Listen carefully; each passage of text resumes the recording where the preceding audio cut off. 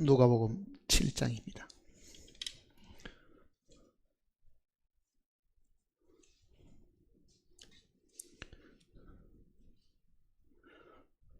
누가복음 7장 36절 말씀부터 보겠습니다.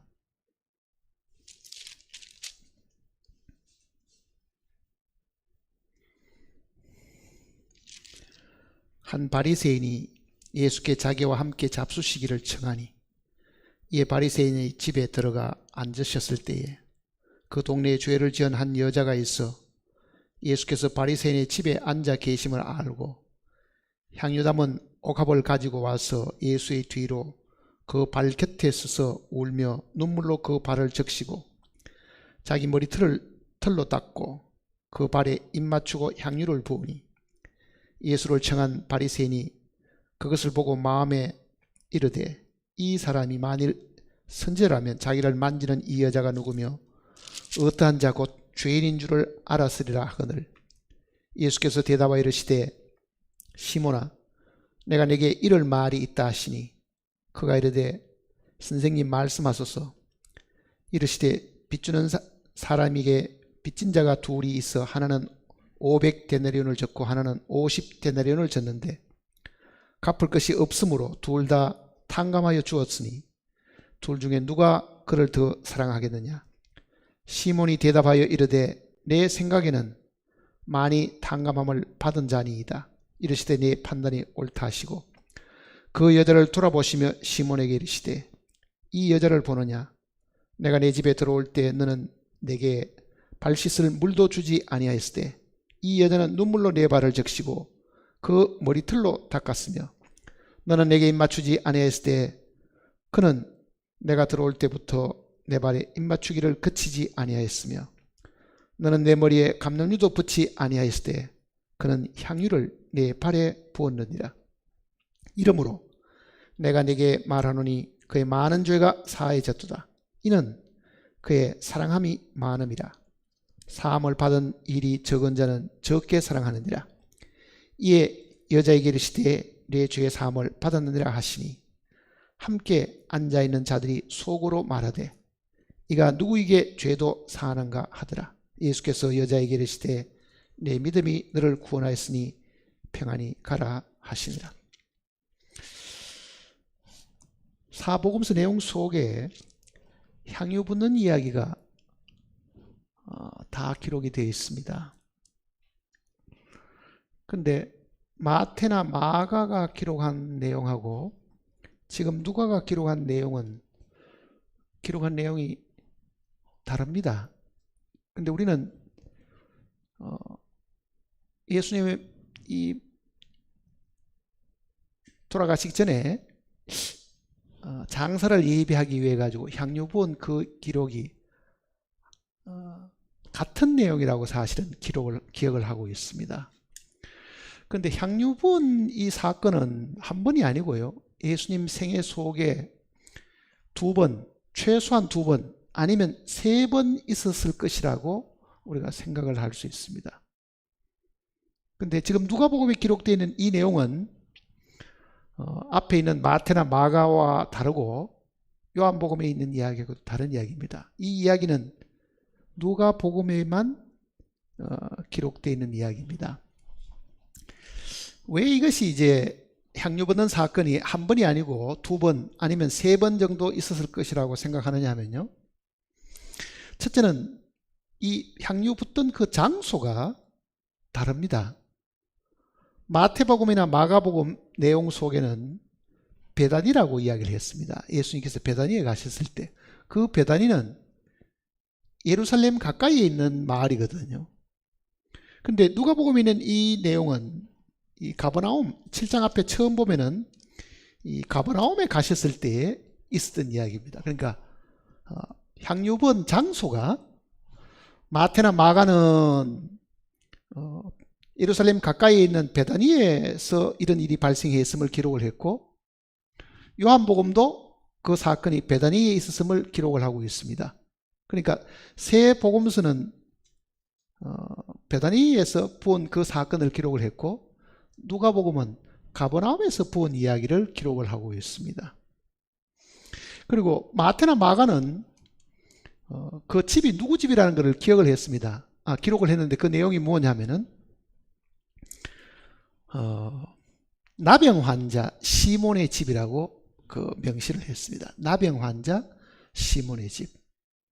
물론 요한복음은 그 장소가 정확하게 어딘지를 기록을 하지 않았지만은 만일 요한복음이 마태복음이나 마가복음과 같은 데라고 하면은 향유부원 사건은 두 번이 되고, 만일 요한복음도 또 다른 것이라고 생각하면은 세 번이 향유부원 이야기가 나오는데, 누가복음에 있는 이 향유부원 이야기는 다른 복음서에 있는 이야기하고는 완전히 다른 이야기라는 것을 기억을 하셔야 됩니다. 이거는 장사를 위해서 향유부원 이야기도 아닙니다. 그러니까 지금 녹음 7장에 있는 이 이야기는 전혀 다른 이야기라는 것을 여러분이 기억을 하시고 읽으셔야 됩니다.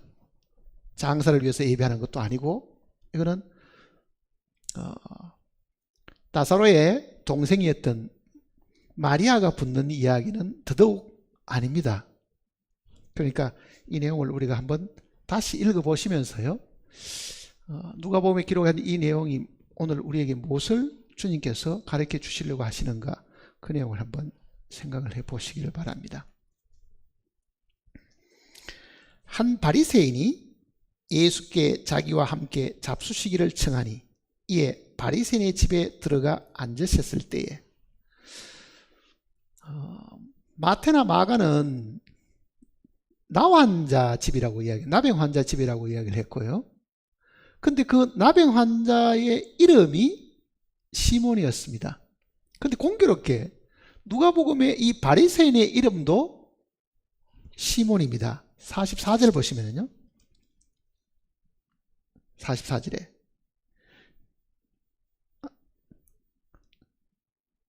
43절이나 44절 보면은 시몬이 대답하여 그러지요. 그 여자를 돌아오시 44절도 그 여자를 돌아오시면 시몬에게 이르시되, 그러니까 이름이 같기 때문에, 나 환자의 이름하고 바리새인의 이름하고 같기 때문에 이게 동일한 사건이라고 생각하지만은 다릅니다. 그러니까 지금 이름만 같이 장소도 다르고 내용도 다른 이야기를 하고 있습니다. 그 다음에 37절을 보시면요, 37절 그 동네에 가버나움에 가셨는데, 11절에는 나인성에, 그건 가버나움에서 조금 가까운 동네이기 때문에 나인성에 과부의 죽은 아들을 살리시는 내용이 11절부터 기록이 되어 있습니다. 이 과부의 죽은 아들을 살리는 이 이야기도 사복음서 중에서 누가복음에만 기록이 되어 있는 내용입니다. 다른 복음서에는 과부의 죽은 아들을 살린 기록이 기록되어 있지 않습니다.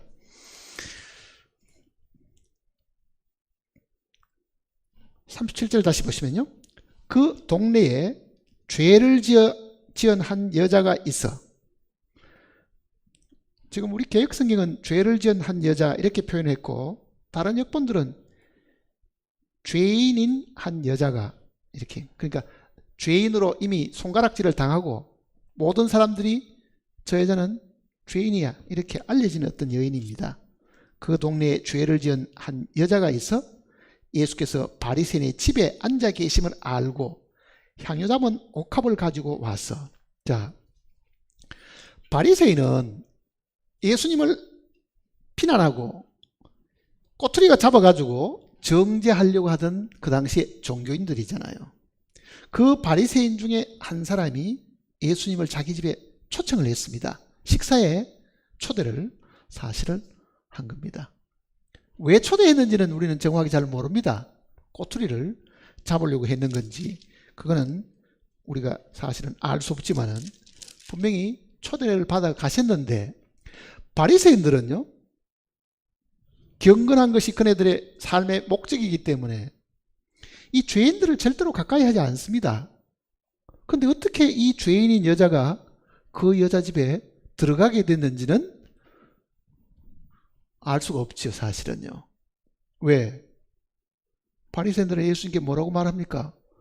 어떻게 당신은 죄인하고 같이 밥을 먹습니까? 이렇게 비난하던 사람들이잖아요. 그런데 죄인으로 알려진 이 여인이 어떻게 바리새인 집에 들어갔는지, 바리새인이 그 여인이 자기 집에 돌아온 것을 허락했는지 우리는 그까지는 지금 알 수가 없는데, 어쨌든 이 바리새인 집에 이 여인이, 예수님이 거기에 초대받았다는 걸 알고 온 거죠, 사실은요. 자, 예수님 만나러 사실은 목적을 가지고 온 겁니다. 근데 그냥 오지 않고 37 다시 보세요. 그 동네에 죄를 지은 한 여자가 있어 예수께서 바리새인이 집에 앉아 계심을 알고 향유 담은 옥합을 가지고 와서 예수의 뒤로 그 발 곁에 서서 울며 눈물로 그 발을 적시고 자기 머리털로 닦고 그 발에 입 맞추고 향유를 부으니, 이 여인이 한 그 행동을 보면 굉장히 당황스럽잖아요. 그것도 남의 집에, 자기 집도 아니고 남의 집인데 여인이 어떻게 그 집에 들어오는 것을 허락을 했는지, 그리고 식사하는 그 자리까지 다가갔으니까 바리새인이 분명히 제지할 수도 있었는데 바리새인도 그 여자를 내쫓지 않고 뒀는 거죠, 사실 어떻게 보면은. 근데 예수님을 만나가지고는 뒤에서 울고 눈물로 그 발을 적시고 자기 머리털로 닦고 그 발에 입 맞추고 향유를 부으니, 이 여인이 뭘 생각했겠어요? 그 마음 속에 바리새인들이 예수님을 바라보는 것하고는 시각이 사실은 달랐습니다. 왜냐하면 바로 이 11절에는 나인성의 이 과부의 죽은 아들을 주님이 살리셨는데요, 사실은 이 과부는 그 아이를 살려달라고 예수님께 기도하지 않았습니다. 예수님께 찾아와서 부탁도 하지 않고 예수님이 먼저 다가가서 이 과부의 아들을 살려주신 거예요. 그러니 아마 그 소문을 분명히 들었거나 현장에 있었을 가능성이 있는데, 자기가 생각해도 나 같은 사람도 주님이 어떻게 좀 위로를 해주시고 도와주시기를 바라는 그 간절한 마음을 가지고 그 마음 속에 주님 앞에 찾아간 것 같은 그 내용을 지금 우리가 알 수 있습니다. 자, 39절 보세요. 예수를 청한 바리새인이 그것을 보고 마음에 이르되 이 사람이 만일 선지자라면 자기를 만지는 이 여자가 누구며 어떠한 자 곧 죄인인 줄을 알았으리라 하거늘. 입으로는 말하지 않았습니다. 그러니까 바리새인이 생각한 게 뭐냐 하면은요, 내가 나사렛 예수를 초대해가지고 내가 식사를 대접하기는 하는데 궁금한 것도 많고 물어볼 것도 있고 아마 그런 복합적인 생각을 하고 아마 오라고 이야기를 했을지도 모릅니다. 그렇지만 경계를 굉장히 많이 하고 지금 예수님을, 이 사람이 정말 선지자겠나? 선지자라는 것을 우리가 듣기는 했지만은 정말 선지자겠느냐? 그러면은 이 여인이 소문난 죄인이라는 것을 알 텐데, 그러면 가까이 와서 자기 발을 만지고 머리털로 그 발을 씻고 하는 것을 분명히 선지자 같으면 그거를 거절해야 되는데 입으로 발설을 하지 않았는데도요, 예수님이 알고 계셨습니다. 그래서 예수님이 40절에 이렇게 얘기하잖아요. 예수께서 대답하여 이르시되 때 시몬아 내게 이럴 말이 있다 하시니 그가 이르되 선생님 말씀하소서. 그러니까 이 바리새인이 마음속에 품고 있는 이 생각을 주님이 아시고 지금 이야기를 하시는 겁니다. 왜냐하면 예수님은 중심을 아시는 하나님이시잖아요, 사실은요. 다 알고 계시는 거니까. 그러니까 우리가 말을 했든 말을 하지 않았든 우리 속에 악한 생각을 만일 하고 있다고 하면은 그 악한 생각을 하고 있는 것까지도 우리 주님은 다 알고 계신다. 우리는 뭐라고 말합니까? 내가 언제 그런 말을 하더냐? 너는 말 안 했어. 자기는 입 밖에 발설 안 한 것을 자랑하지만은 사실은 발설 안 한 그 악한 생각도 주님은 다 알고 계신다고 하면은 발설 하나 안 하나 하나님 앞에는 다 똑같은 뭐가 됩니까? 죄가 되는 거예요. 이거는. 간음을 행한 사람이나 그 간음하고자 하는 그 마음을 가지고 있는 그 마음은 똑같은 죄니까 하나님 앞에는 그게 사람하고는 다르게 처리된다는 것을 우리가 사실은 기억을 해야 된다. 그러니까 이 바리새인의 이 생각도 주님이 아시고 지금 이야기를 하고 계시는 겁니다. 자, 이 내용을 보면은 한 사람은 빚을 500데나리온 졌고 하나는 50데나리온 졌는데 10분의 1밖에 안 졌는데 둘 다 갚을 능력이 없어서 빚을 준 사람이 두 사람 다 탕감을 해 주었다. 그렇게 지금 물어보잖아요. 그렇다고 하면은 예수님이 이렇게 이야기합니다. 42절 보세요. 갚을 것이 없으므로 둘 다 탕감하여 주었더니 둘 중에 누가 그를 더 사랑하겠느냐? 자, 우리에게 물었다고 하면 우리도 뭐라고 대답하겠습니까? 우리 대답도 바리새인의 대답하고 똑같겠지요. 뭐라고 대답하겠습니까? 시몬이 대답하여 이르되 내 생각에는 많이 탕감함을 받은 자니이다. 이르시되 내 판단이 옳도다. 그 예수님께서도 그래 네 말이 맞다. 많이 탕감. 자, 여기는요. 빚이라는 말, 이 빚. 이 빚이라는 말은 성경 속에 이 죄라는 말과 같은 이야기입니다. 죄 지은 거는 빚진 겁니다, 사실은요. 우리가 우리에게 죄 지은 자를 사해 준 것 같이, 우리가 우리에게 빚진 자를 사해 준 것 같이, 원어대로 하면 그렇게 되어 있습니다. 우리에게 빚진 자를 사해 준 것 같이. 그 빚이 죄거든요, 사실은. 그러니까 빚이라는 거는 안 갚으면은 도둑놈이잖아요. 떼먹으면 사기꾼이니까. 그러니까 모든 죄 지은 우리는 하나님 앞에 뭐라는 이야기입니까? 빚진 자인데 둘 다 갚을 능력이 없어서 많이 빚진 500데나리온 빚진 사람도 그렇고 50데나리온 빚진 사람도 그렇고 둘 다 탕감을 해 주었다. 그 말은 예수님께서 이 지구상에 큰 빚을 진 사람이든 작은 빚을 진 사람이든 큰 죄를 지은 사람이든 작은 죄를 지은 사람이든 모두 다 탕감을 해 주신 겁니다. 그러니까 하나님 편에서 보면은 이 땅에 있는 모든 사람들은 빚이 많다고 생각하든 빚이 적다고 생각하든 많은 사람도 갚을 능력이 없고 적은 사람도 갚을 능력이 없기 때문에 모두 다 탕감을 해줬다. 그 얘기잖아요. 그러니까 죄는 하나님이 우리에게 탕감해주는 빚입니다. 사실은요. 탕감을 해줬다.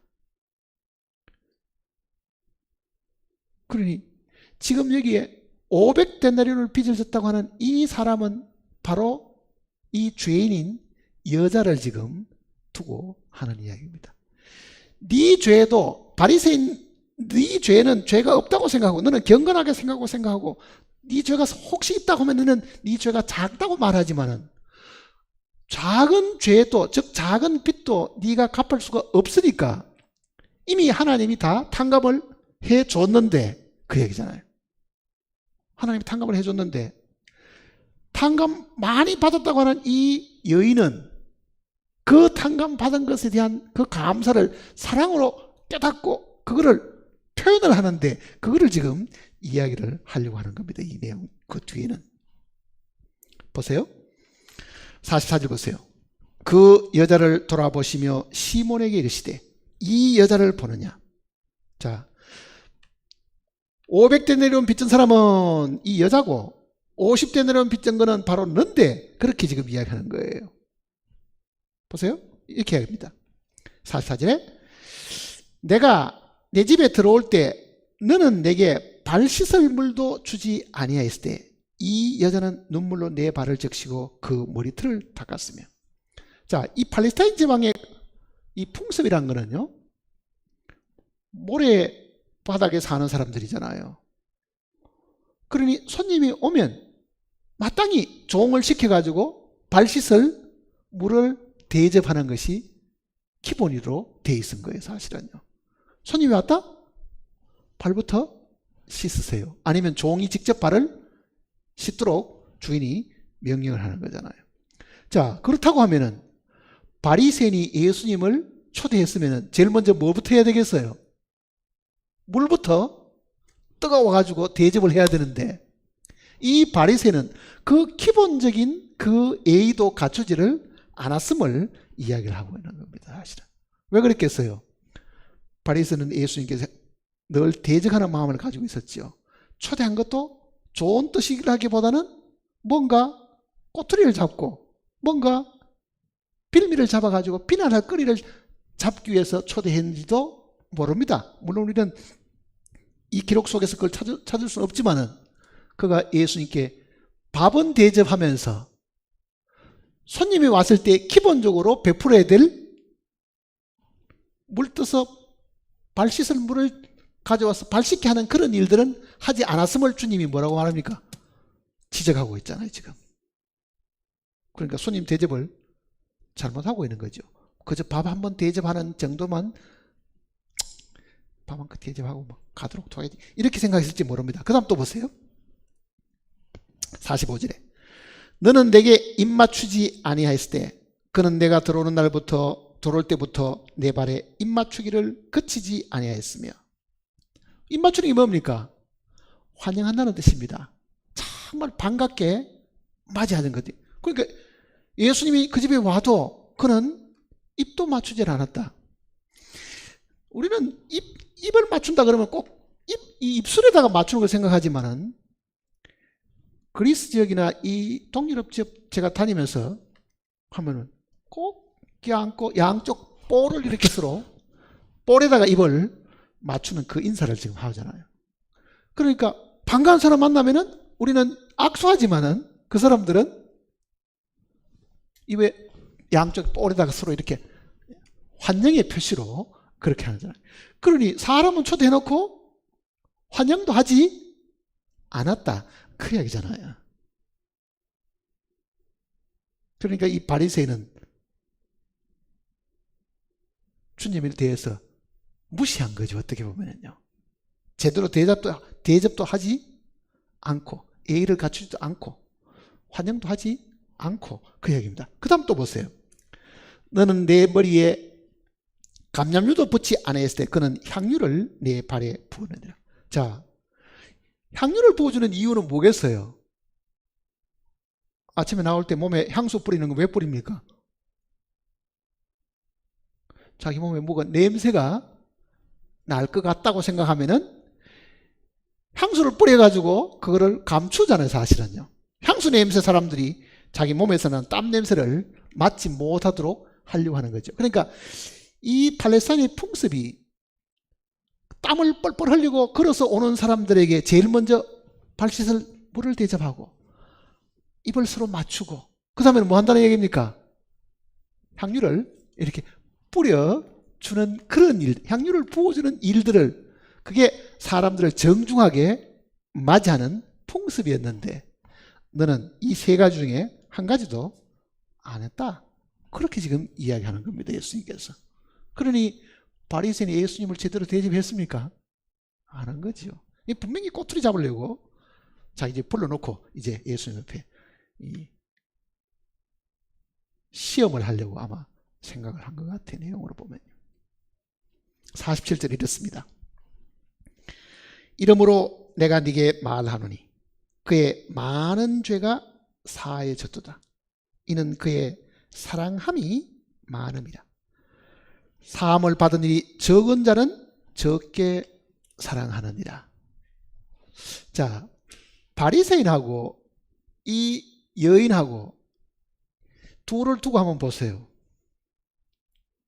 여인은 눈물을 흘리고 정말 예수님께 바로 앞에 다가가지는 못하고 뒤에 서서 향유를 붓고 눈물로, 지금 앞에 38절을 다시 보시면요.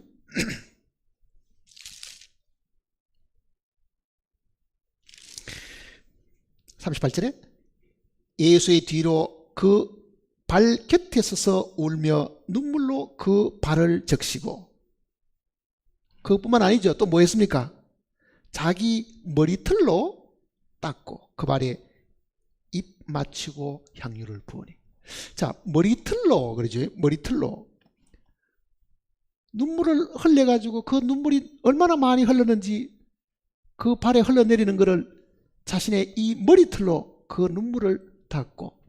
자, 여인의 머리털은요, 성경에도 뭐라 그랬습니까? 영광이라 그랬잖아요. 고린전서 11장 한번 보세요.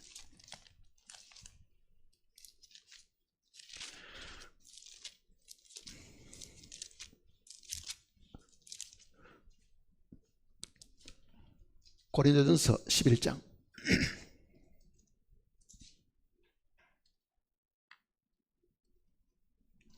15절입니다. 만일 여자가 긴 머리가 있으면 자기에게 영광이 되나니. 자, 여인의 이 긴 머리는 자기에게 영광이 된다. 그러면 말을 바꾸면 이렇습니다.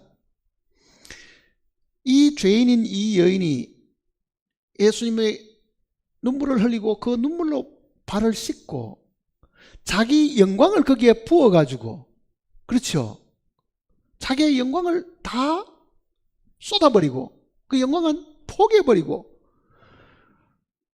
자기를 영광스럽게 하는 그 머리털로 주님의 발을 닦았으니 얼마나 자기를 낮추고 자기는 정말 아무것도 아니다는 것을 주님 앞에 보였는가, 그 얘기입니다.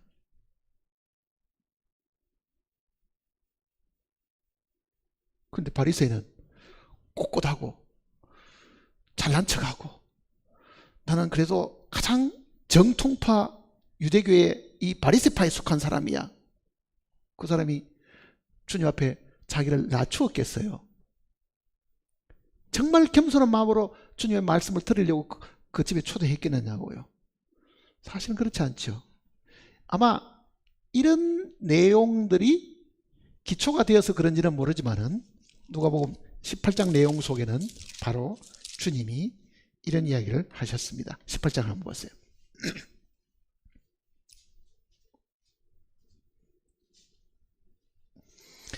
10절입니다. 18장 10절.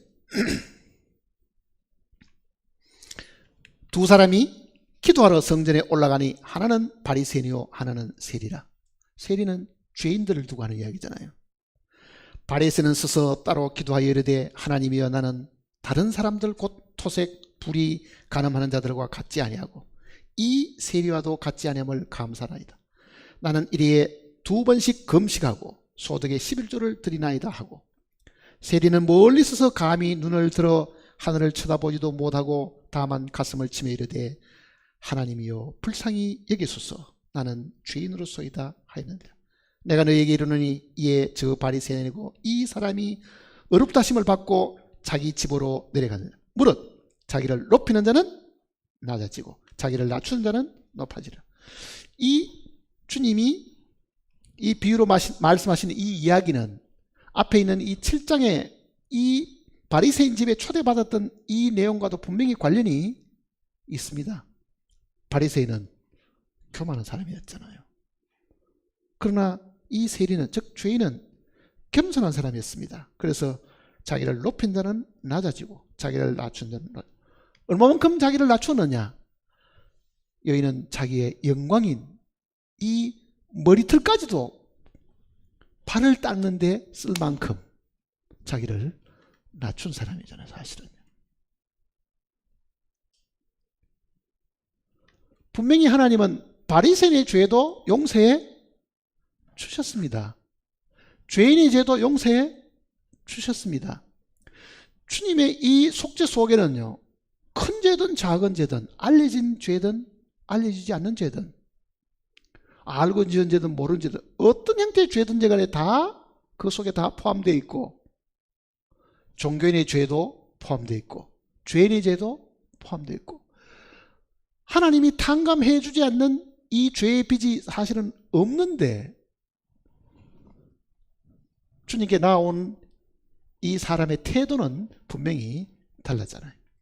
자기를 주님께 직접 나아가지 않고 주님이 자기 집에 오도록 해놓고는요, 자기를 높이다 보니까 제대로 대접도 제대로 하지도 않고,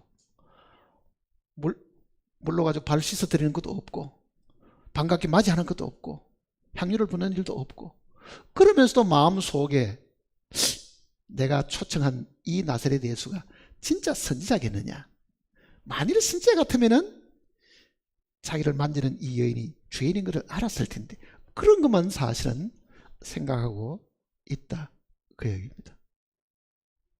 자, 그러면 우리가 이 내용을 우리에게 한번 적용을 한번 생각을 해봤어요. 나는 지금 예수님을 어떻게 이해하고 있느냐 하는 그 이야기입니다. 바리새인처럼 이해할 수도 분명히 있을 겁니다. 이 죄 많은 여인처럼 주님을 반기고 사랑하는 사람도 분명히 있을 겁니다. 오늘 하나님의 교회 속에도요,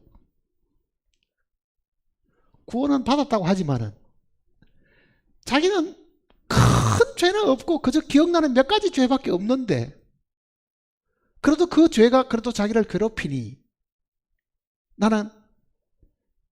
나를 괴롭히는 그 몇 가지 죄, 성경에서 말하면 50데나리온 정도의 빚밖에 안 졌다고 생각하고 구원받은 사람도 있을 겁니다. 그런데 어떤 사람은요, 말하기가 부끄럽고 내가 살아온 것이 너무나 형편없는 사람인데 정말 나 같은 사람도 하나님이 용서하시고 죄를 다 사해 주셨다, 그를 깊이 깨달은 사람도 분명히 있습니다. 두 사람이 주님을 대하는 태도가 어때요? 다르다는 이야기잖아요. 사실은요, 다르다는 이야기잖아요. 왜 하나님의 교회 속에 어떤 사람은 주님이 그렇게 귀하게 여기시고, 어떤 사람은 나만 구원받았나? 다른 사람들 다 구원받고, 나보다 더 형편없는 인간들도 다 구원받는데 나는 그래 봐야 내가 기억나는 죄가 몇 가지밖에 없는데, 그래도 거지들을 위해서 돌아가셨다 그러니 나도 이제 구원을 받았겠거니, 그렇게 생각하는 사람도 가끔은 있습니다. 그러면 그 사람 마음속에 나오는 것이 뭐겠어요? 주님을 주님으로 제대로 대접하지 않는다, 그 얘기잖아요. 주님을 주님으로 대접하지 않는다. 주님을 주님으로 대접합니까? 정말 주님을 내가 반갑게 맞이하고 입술에다가 입을 맞추는 만큼 그렇게 친밀하냐고요. 정말 그 주님을 향해 가지고 내가 가지고 있는 귀한 이 향유를 쏟아 부어도 절대로 아깝지 않고 내 영광을 다 포기하고 내가 그 발 앞에 엎드려도 정말 나는 그래도 부족하다고 생각하는 사람이냐, 그 이야기잖아요. 그러니까 주님이 많이 용서받은 자가 많이 사랑한다. 아니, 따지고 보면요, 똑같은 죄인이라고요. 똑같은 죄인으로 태어나서 죄 짓고 사는 건 다 똑같잖아요. 그런데 자기가 생각할 때 나는 죄가 몇 가지밖에 없다고 생각하는 거예요. 자기가 그렇게 생각하면 뿌이잖아요. 자, 한번 생각해 봅시다. 1시간 동안에 죄를 몇 가지 지어요? 내가 1시간 동안에 가만히 있는 동안에 죄 안 짓고 1시간을 보낼 수 있는 방법이 있어요? 없습니다. 생각 속에서도 떠오르죠. 아니, 1시간이 아니고 10분 동안에 내가 죄 안 짓고 가만히 있을 수 있는 사람이냐고요. 온갖 더러운 생각도 떠오르고 그걸 억누르고 있는 것 뿐이지, 사실은 우리는 그 짧은 시간 동안에도 수많은 악한 생각들이 끌어오르고. 아니, 이 바리새인도 입으로 안 떼고 생각만 한 겁니다. 생각 속에 죄 안 지어요? 따지고 보면은 모두가 죄가 어마어마하게 많은데도 나는 몇 가지 죄밖에 안 지었다. 나 어릴 때 감 따먹은 거, 남의 집에 감 따먹은 거, 수박쓰리 하는 거, 그거 친구들하고 어불려 가지고 도둑질 했던 거, 친구 필통에는 뭐 예쁜 뭐 지우개 하나 훔친 거. 그렇게 생각하지. 내 빚이 너무너무 많다. 내 죄의 빚이 너무너무 많다. 그렇게 생각하는 사람이 몇 명 돼요, 사실은요.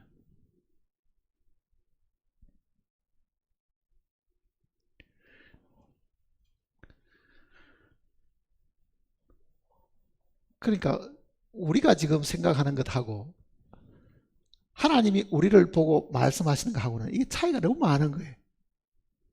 바리새인은 외적으로는요, 경건한 사람입니다. 지금 바리새인이 18장에 뭐라고 말합니까? 나는 토색, 가는, 불의, 그런 거 한 적도 없다. 얼마나 깨끗하게 살았어요. 그러나 그 마음 속에서도 간음을 안 하고 지내느냐고요. 그 마음 속에서도 탐욕을 품지 않았느냐고요. 그 마음 속에서 미움이 없었냐고요. 살인은 안 했을지 모르지만 그 마음에서 정말 미워하지 않았느냐고요. 사실은 주님이 보실 때는 이게 다 똑같은 건데 사실은요. 자기는 깨끗하다고 생각하는 사람이잖아요. 그러니 내 죄는 행동으로 옮겨진 한두 가지밖에 없다. 그렇게 우리가 착각하고 지날 때가 많다. 착각하고 지낼 때가 많다.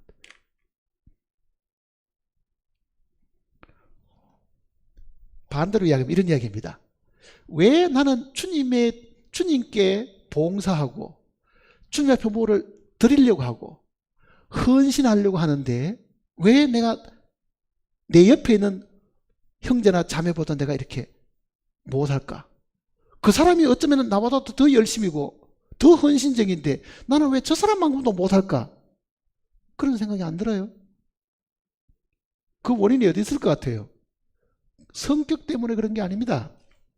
자기가 주님께로 받은 그 용서와 그 빚진 탕감받은 것이 별로 없다고 생각하니까 그런 거죠. 별로 없다고 생각하는 거예요. 그 말을 바꾸면은 나는 그래도 깨끗하게 살았는데 깨끗하게 살려고 지금까지 노력했는데 그리고 그때 그 죄를 지은 거는 어쩔 수 없어 내가 그 죄를 짓기는 했지만은 그래 봐야 그게 한두 가지밖에 없어 이렇게 말하잖아요. 그거는 바리새인이 생각하는 거하고 똑같은 이야기입니다. 바리새인이 생각하는 거.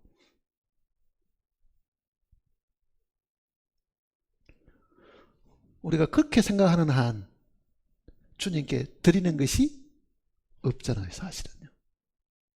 나만 구원받은 게 아니고 다른 사람도 다 구원받았는데 그거 뭐 다 똑같이 구원을 받았는데 내가 빌레게 주님을 위해서 드릴 게 뭐 있으며 그를 위해서 희생해야 될 게 뭐 있으며 이렇게 생각하는 거지 사실은요. 근데 이 여인처럼 내가 죄 지은 게 한두 가지가 아니고 나는 단 1번도 죄 안 짓고는 보낼 수가 없는 그런 악한 사람이고 내 양심도 그걸 알 뿐 아니라 온 동네 사람도 내가 죄인 걸 다 알고 있는데 이런 나의 이 죄의 빚을 나사렛 예수께서 갚아주셨다. 그 생각이 들면 어떻게 하겠어요? 그 비싼 향유라도 부어가지고 이 주님을 영광스럽게 해야 되고 내 영광을 포기해서라도 이분의 발을 닦아드려야 되겠다고 하는 그 마음이 있지 않겠는가 그 얘기잖아요.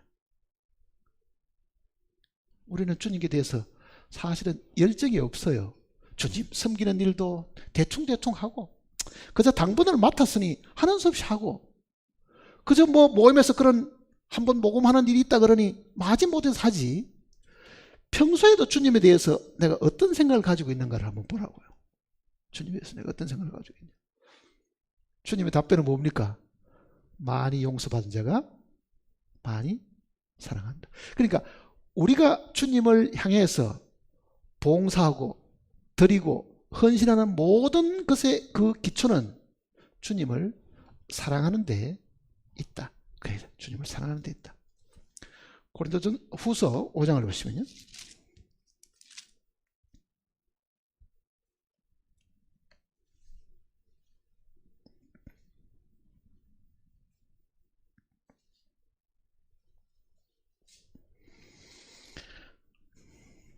(14절입니다) 고린도 후서 5장 14절.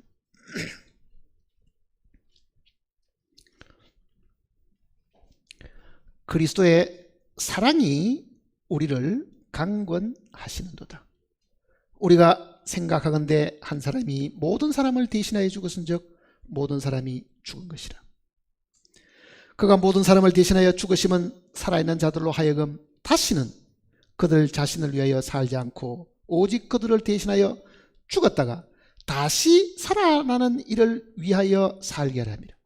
자, 구원받은 사람은 이제는 더 이상 자기 자신을 위해 살지 않고 누구를 위해 살아야 한다는 이야기입니까? 우리 대신 죽으신 주님을 위해서 살도록 되어 있는데도, 그게 우리가 살아야 될 삶인데도, 왜? 그리스도의 사랑이 우리를 그렇게 강권하기 때문에 주여, 나는 이제는 더 이상 내 육신을 위해 살지 않겠습니다. 내 육신의 명예나 내 육신의 어떤 부를 위해 가지고 이 시간과 이 금전을 내가 투자하지 않겠습니다. 오로지 내 사는 삶은 바로 당신입니다. 그렇게 되도록 주님이 명령하셨는데 우리는 드리도 인색하게 드리고 희생을 해도 아까워서 희생하고 어쩔 수 하고 당분을 받으니 하고 이렇게 지금 사실 살아간다 그 얘기잖아요. 16장을 보시면 고린도전서 16장입니다.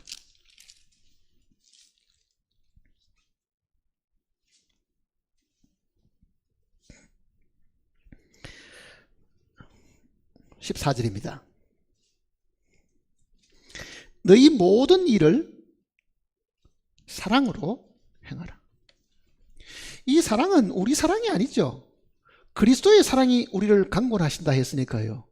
정말 주님의 사랑이 우리로 하여금 모든 행동의 동기가 되게 해야 된다는 뜻입니다. 그러니까 너희 모든 일을 사랑으로 행하라. 의무적으로 해서도 안 되고 책임 때문에 하는 것도 아니고 억지로 해서도 되는 게 아니고 이게 모든 일을 그리스도의 사랑이 우리를 강권하는 그 마음으로 그렇게 하려고 하면 어떻게 해야 되겠어요? 내가 탕감받은 것이 얼마인가를 따져봐야 되는 거예요. 탕감받은 것이 얼마냐? 내가 탕감받은 게 적다고 생각하면은 적게 희생할 겁니다. 탕감받은 게 어마어마하다고 생각하면은 이거는 내가 내 전 재산을 다 드려도 갚을 수가 없다. 그렇게 되겠죠. 내 시간을 다 쏟아부어도 이거는 불가능하다. 남은 생애를 내가 나를 위해 살지 않고 주님을 위해 산다 하더라도 이거는 절대로 이룰 수가 없다. 그런 마음이 들면은 주님에 대한 사랑이 얼마나 크다는 걸 우리가 사실은 알 수 있을 거 아니에요, 사실은. 그러니까 이 누가복음 7장에 기록된 이 이야기는 우리를 교훈하시기 위해서 기록된 겁니다, 사실은요. 우리를. 주님께 죄의 빚을 탕감받았다고 하는 사람들을 일깨워 주시기 위해서 주님이 이 내용을 분명히 우리에게 가르쳐 주신 내용이라고요. 많이 용서받은 자가 많이 사랑한다. 아니 그러면은 하나님이 어떤 사람은 많이 사랑하고 많이 용서해 주셨습니까? 아닙니다. 다 많이 사랑하셨는데도 본인이 요만큼밖에 사랑 안 받았다고 생각하는 거예요. 요만큼밖에. 바리새인처럼 그렇게 되는 거예요. 일에 2번씩 금식하고 소득의 11조를 드리고 자기 종교생활 했는 건 잔뜩 기억이 나고 있고 주님이 자기를 위해서 해놓은 거는 기억조차도 안 하잖아요, 지금요. 자기가 율법 지킨 거, 자기가 11조 드린 거, 자기가 금식한 거는 기억하고 있어도요. 주님이 자기를 위해서 얼마나 많은 것을 베풀어 주신가는 기억도 안 하는 사람이 바로 이 바리새인, 바로 이 종교인입니다. 우리가 그렇게 될 가능성이 있다는 것을 이야기하는 거예요. 그렇게 될 가능성이 있다. 우리의 만남은 주일이기 때문에 만나고 이게 종교적인 행사로 만나는 것이 아닙니다. 우리의 만남과 우리의 봉사와 우리의 헌신은요, 특정한 날에 한두 번 하는 것이 아니라 이거는 우리의 삶 자체가 바로 주님을 위해 살아야 된다는 거예요. 그게 우리 마음에 확고해야 된다는 거잖아요. 확고해야 된다. 그리스도의 사랑이 나로 하여금 이 일을 하게 한다. 나는 정말 하나님께 많이 탕감받는 사람이다. 많이 용서받는 사람이다. 그거를 깨달으면 깨달을수록 우리는 주님에 대한 사랑이 샘솟듯 솟아나는 것을 사실 알 수 있습니다. 그러면 주님 앞에 섰을 때도요, 주여 내가 한 것이 없습니다. 그 생각이 들겠지요. 주님이 나에게 베풀어 준 것에 비하면 내가 정말 한 것이 없는데 어찌하여 나를 이렇게 영광스럽게 하십니까? 아마 우리는 그렇게 될 겁니다. 왜? 예수님을 섬기는 그 일에 있어도 마태복음 25장의 그 이야기처럼요, 언제 우리가 주님이 헐벗으시고 주님이 굶주리시고 주님이 갇히실 때 우리가 찾아뵙고 그렇게 한 적이 있습니까? 몰랐습니다. 그네들은 뭘 했습니까? 주님을 믿는 이 작은 소자에게 한 것이 곧 나에게 한 것이다 그러잖아요. 구원받은 그리스도인이 정말 이 땅에 살아있는 동안에 보이지 않는 주님을 위해서 우리가 직접 봉사하고 희생할 수는 없습니다. 그러나 주님의 지체 가운데 하나님의 교회 속에 자기가 비록 그 작은 일이지만은 그 일들을 꾸준하게 했더니 나중에 주님 앞에 갔더니 그게 뭐가 됐다는 얘기입니까? 주님은 내게 한 것이다. 내게 한 것이다. 그러잖아요.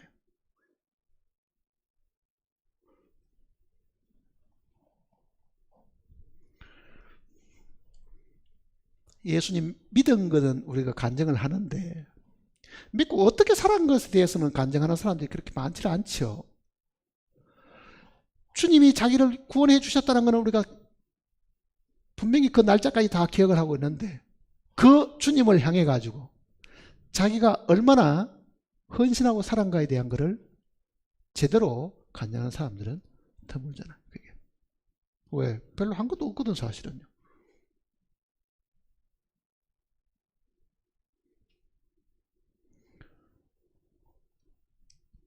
다시 누가복음 7장을 다시 들어가시면요,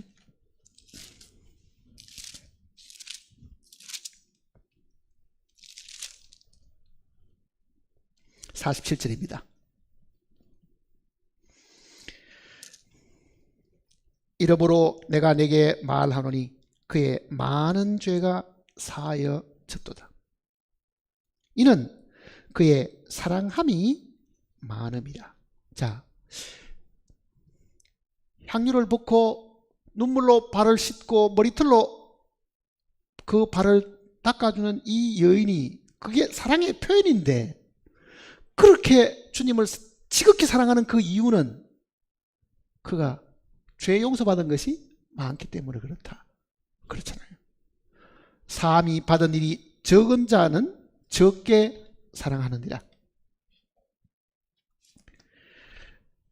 그럼 오늘 우리는 어떻게 해야 되겠어요? 오늘 우리도 구원은 받았지만은요, 정말 과거에 지은 죄뿐만 아니라 구원받고 난 이후의 죄도 수없이 지금 죄를 짓고 있는데도 그것도 주님이 다 용서하셨다는 걸 우리가 만일 제대로 깨닫고 있다고 하면요, 그리고 매일 생활 속에서 그게 주님의 사랑으로 정말 늘 용서를 받고 살았다는 걸 우리가 기억하고 그거를 주님께 우리가 내어놓을 수만 있다고 하면은 우리는 주님에 대한 사랑이 지금보다는 더 많을 겁니다. 지금보다는. 우리는 게으르고 인색하고 약한 거예요 사실은요. 아이고 먹고 살기 힘드는데 언제 주님께 드릴 것이 뭐 있으며 자식 키우기도 힘드는 판에 주님께 따로 드릴 게 뭐 있으며 이렇게 생각하잖아요. 아니 주님이 무슨 뭐가 부족해가지고 주님이 뭐를 우리 보고 바치라고 사실 하는 건 아니잖아요. 문제는 정말 내 마음이 주님을 향해서 어떠냐 하는 것을 주님이 보려고 하시는 거죠. 주님이 어떠냐? 가진 것이 없어도요, 정말 마음속에서 주님에 대한 사랑이 넘치게 되면은 그게 분명히 그 몸으로 표현됩니다. 어떤 방법으로든 그게 표현되게 되어 있다고요.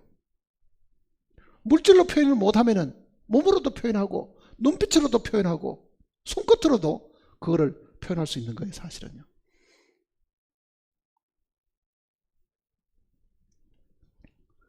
말을 바꾸면은 구원받은 그리스도인들 사이에 너무 너는 너고 나는 나고 네 거는 네 거고 내 건 내 거다 이렇게 살면은 그거는 정말 그리스도인이 사는 삶은 사실 아니잖아요. 슬퍼하는 자와 함께 슬퍼하고 기뻐하는 자와 함께 기뻐할 수 있을 정도가 되려고 하면 남의 어려운 사정이 소식이 들리면 정말 다정한 말로 전화도 해주기도 하고 혹시 내가 도울 일이 있으면 가서 도와주기도 하기도 하고. 왜 그렇습니까? 그도 주님을 믿는 소자 중에 하나이기 때문에 사실 그렇잖아요. 그 사람이 나한테 잘해주기 때문에 그렇다. 그거는 주거니 받거니 하니까 그거는 주님과 관계가 없는 겁니다.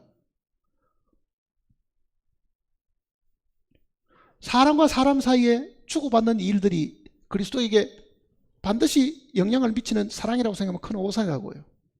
좋아하는 사람 분명히 좋아하기 마련인데 좋아하는 사람끼리 주거니 받거니 한다고 해가지고 그게 주님께 대한 표현이냐? 그렇지는 않을 거 아니에요, 사실은요. 정말 주님을 향한 이 사랑은 감추어진 겁니다, 사실은. 감추어진 건데 이것이 이 땅에 있는 동안에 우리가 마땅히 해야 될 선한 일들이잖아요. 선한 일들. 이 선한 일들을 위해 가지고 우리가 지음받은 사람이라는 걸 알아야 됩니다. 하나님이 우리를 구원만 해놓으시기만 한 게 아니고요. 그 구원받은 사람을 이 선한 일을 하기 위해서 우리를 구원해 놓으셨다고 말씀하시잖아요. 디도서를 한번 보세요.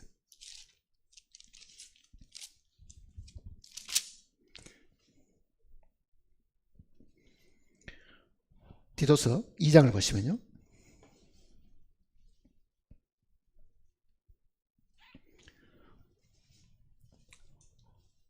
14절입니다.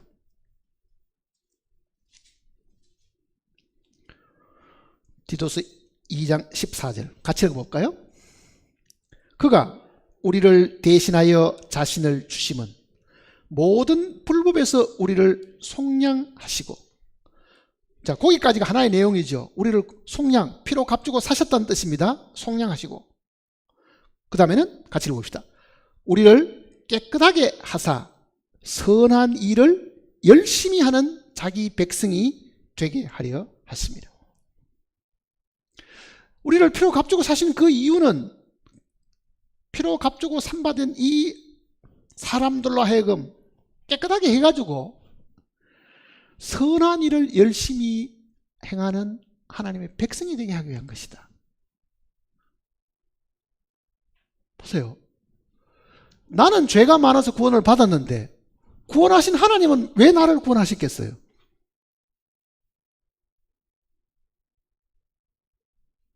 하나님은 왜 나를 구원하셨겠어요? 나는 나를 위하여 네 죄를 도말하는 자니 그러잖아요. 하나님은 자기를 위해서 우리 죄를 용서하신다고 말씀하셨는데 하나님은 왜 우리를 용서하셨겠어요?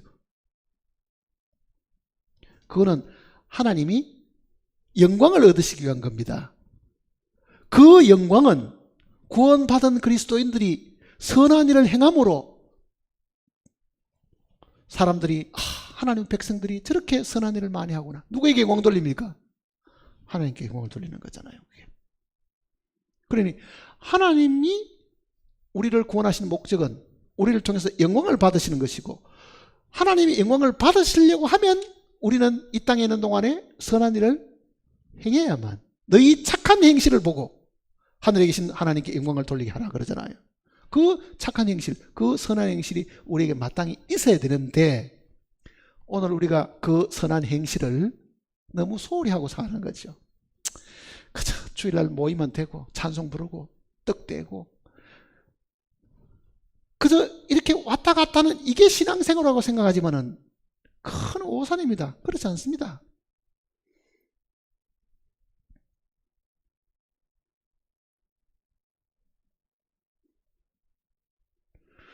구원받고 난 이후에 정말 주여 나를 구원하신 목적이 나를 깨끗게 하셨어. 정말 선한 일에 열심 내게 한 백성이 되게 하셨다고 하면 하나님이 그 선한 일 통해 나를 또 영광을 얻으시려고 했는데 나는 과연 그렇게 못했는데 왜 선한 일을 못했느냐? 나만 구원받느냐? 다른 사람들 다 구원받는데 내가 특별히 하나님한테 내가 더 사랑받은 게 뭐 있는데 이렇게 엉뚱한 생각을 하고 사는 거예요. 사실은 반대로 생각해야 됩니다. 하고 많아서 내가 제일 많이 용서받았다. 저 사람 얼마나 용서받은지 모르지만은 나는 너무나 많은 줄을 용서받았다. 그러니 다른 사람이 주님을 사랑하든 말든 나는 내 주님을 사랑하지 않을 수가 없다. 그렇게 돼야 되는 거잖아요. 다른 사람들이 다 주님께 사랑을 입고 다 배신하고 세상을 다 흘러간다 하더라도 나는 세상으로 흘러갈 수가 없다. 주님이 나를 사랑하신 그 사랑이 너무 크기 때문에 나는 절대로 주님을 떠나서 세상으로 돌아갈 수가 없다. 그런 사람이 사실 돼야 되는 거예요. 근데 우리는 그걸 반대로 생각하니까 우리의 삶을 통해서 주님께 영광 돌리는 일이 거의 없죠. 사실은요. 너희 착한 행실을 보고 하늘에 계시는 너희 아버지께 영광을 돌리게 하라.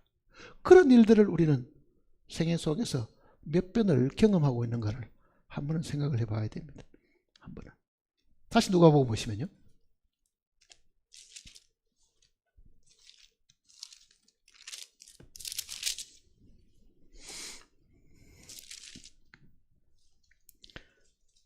(48절입니다) 이에 여자에게 이르시되 내 죄 사함을 받았느니라 하시니 주님께서 친히 다시 일러주시는 거죠. 네 죄 사함을 다 받았다.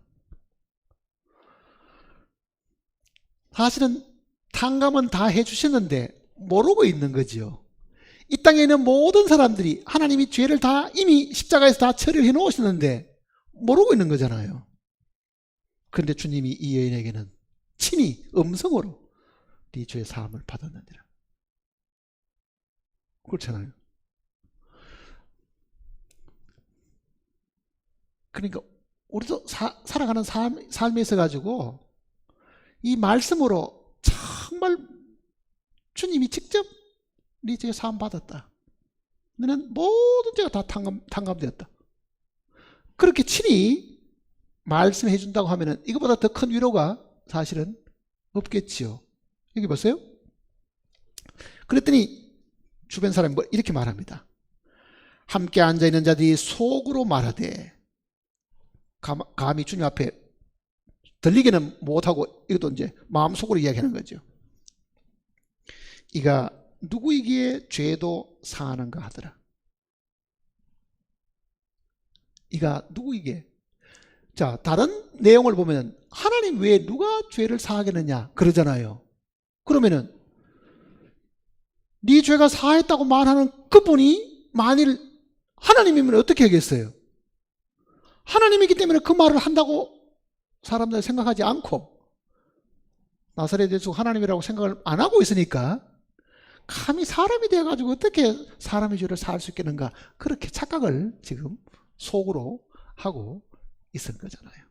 자, 세상에는 지금 여기 지금 이 49절에 앉아있는 자들이 속으로 말하되 이가 누구에게 죄도 사하겠는가, 이렇게 말하는 사람이 지구상에 지금도 많이 있습니다.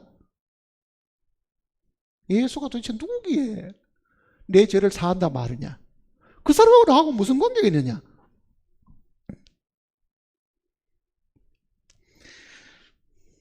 (50절은) 예수께서 여자에게 이르시되 내 믿음이 너를 구원하였으니 평안히 가라 하시니라.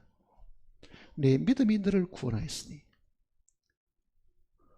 하나님을 기쁘시게 하는 것은 이 믿음밖에 사실 없습니다. 그는 예수님께 나아올 때도 그분이야말로 자기 죄를 용서하실 분인 줄 알았고, 그래서 그분을 영광스럽게 했던 거 알았고, 마음속에 주님에 대한 사랑이 사실은 있었는데 그거를 귀로 더 확인하고 사실은 돌아간 거죠. 사실은 확인하고 돌아간 거잖아요. 근데 이 이야기 속에는 예수님이 이 여인이 향유를 부은 것은 내 장사를 위함이다, 그런 표현이 없지요. 그러니까 이 여인이 향유 부은 것은요, 예수의 장사를 위해서 부은 게 아니라 자기의 귀한 것을 하나님께 드리는 모습으로 기록이 되어 있는 겁니다. 사실은 귀한 재산을 하나님께 드리는 것으로 기록되어 있는 거예요.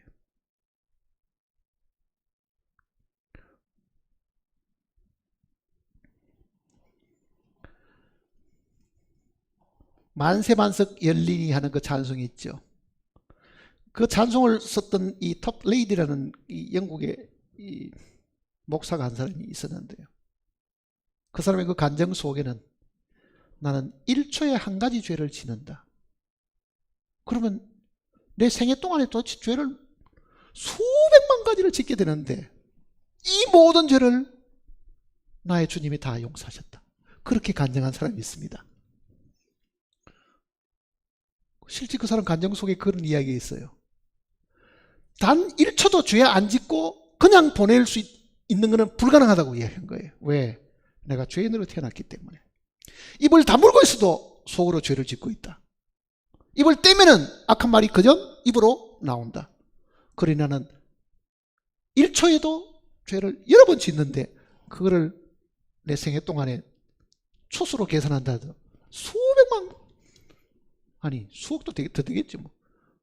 그렇게 내가 죄를 많이 지은 사람인데 내 죄를 용서받았다. 그렇게 간증한 사람이 있었습니다. 우리는 어떻게 생각합니까? 물어봅시다. 내가 마지막으로 주님께 죄를 자백한 적이 언제입니까? 한 달 전입니까? 그러면 한 달 동안 죄도 한 번도 안 지고 지냈다는 이야기예요? 일주일 전이냐고요. 죄를 자백한 것이. 그러면 일주일 동안에 죄 안 짓고 가만히 있었습니까? 사실은 죄를 자백해야 될 것이에요. 매일 매 순간에 있는 거예요, 사실은요. 그런데 그 죄를 다 탕감받은데도 우리는 죄를 작게 용서받았다고 생각하는 사람들이에요. 죄를 작게 용서받았다고.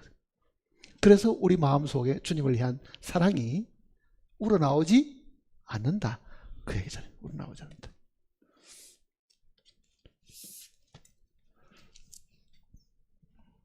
그러니까 마음속에 주님과 내가 멀어지는 이유는 단 한 가지입니다. 주님과 나와 연결이 되는 것은요, 죄를 깨닫는 순간에 주님이 나와 가까이 하시는 거거든요. 죄 용서받은 걸로 인해서 주님과 나와 관계가 맺어졌으니 주님과의 그 관계는 반드시 사람이 죄를 깨닫고 그 죄를 자백할 때 주님이 나를 가까이 하시고 나를 도와주시는 거거든요. 그러니까 회복은 다시 유월절로 돌아가는 겁니다. 사실은요. 관계가 멀어지면은 반드시 다시 죄 사함의 그 사실들을 깊이 깨닫고 주님이 나를 이렇게 용서하셨다, 이 많은 죄를 용서하셨다, 거기서부터 회복이 사실 되는 겁니다. 기도하십시다.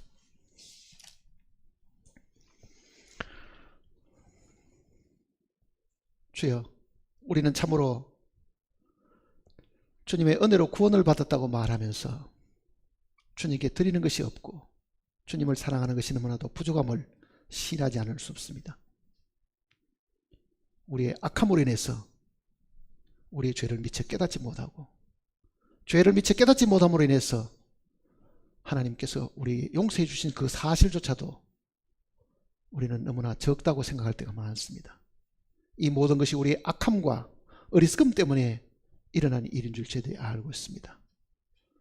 우리의 어리석음을 주님께서 다시 용서해 주시고 우리의 마음이 주님을 향해서 불일 듯 일어나게 하시고 주님을 향한 사랑이 우리의 마음속에서 솟아 넘치도록 우리를 인도하시옵소서. 우리의 남은 삶은 주님께 받은 그 사랑으로 참으로 선한 일을 함으로 주님께 영광을 돌리는 것이라고 하셨으니 우리 중에 어떤 사람도 이 일을 게을리함으로 주님 앞에서 책망 듣는 일들이 없도록 주님 도와주시옵소서. 우리를 죄 가운데서 용서하시고 지금도 우리를 대신해서 간구하시는 주님께 모든 것을 부탁드리고 주 예수님의 크신 이름으로 간절히 기도드립니다.